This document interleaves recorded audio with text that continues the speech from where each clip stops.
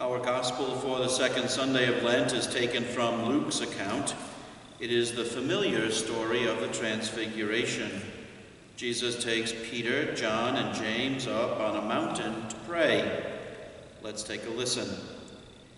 Jesus took Peter, John, and James and went up the mountain to pray.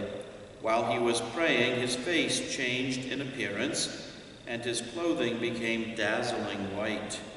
And behold, two men were conversing with him, Moses and Elijah, who appeared in glory and spoke of his exodus that he was going to accomplish in Jerusalem. Peter and his companions had been overcome by sleep, but becoming fully awake, they saw his glory and the two men standing with him. As they were about to part from him, Peter said to Jesus, "Master, it is good that we are here. Let us make 3 tents, one for you, one for Moses, and one for Elijah." But he did not know what he was saying.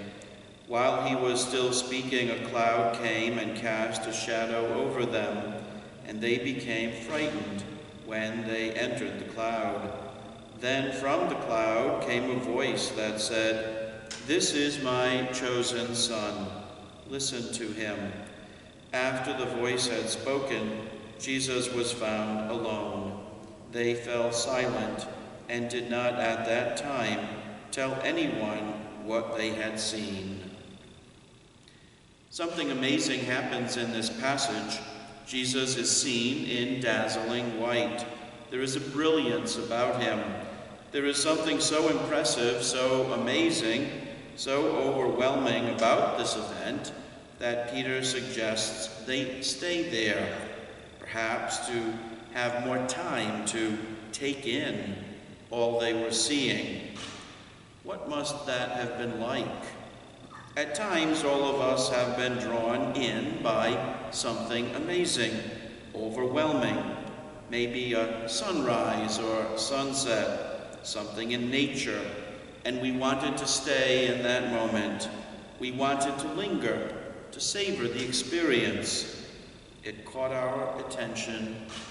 We were drawn in, and we didn't want to let go of it. I think the Transfiguration was much more spectacular than any of these kinds of experiences.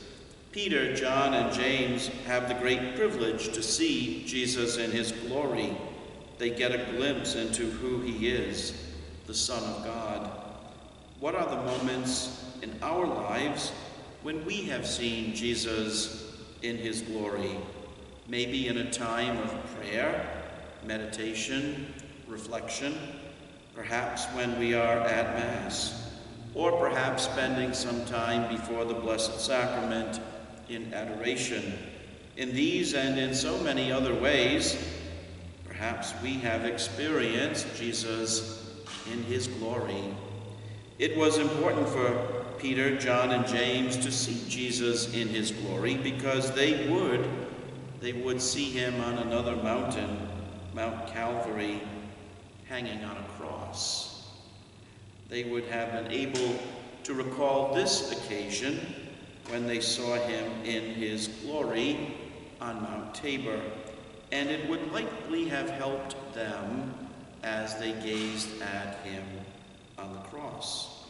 So too with us, a glimpse of Jesus glorified can help us in our time of suffering. He can help us to see beyond the pain and suffering of this life to the glory of heaven. We need that inspiration, that encouragement, and that hope. Let's stand with the disciples in the gospel as they see Jesus' transfiguration. Let the gospel fill your week. See you in church. Good luck on this Lenten journey. For now, God bless.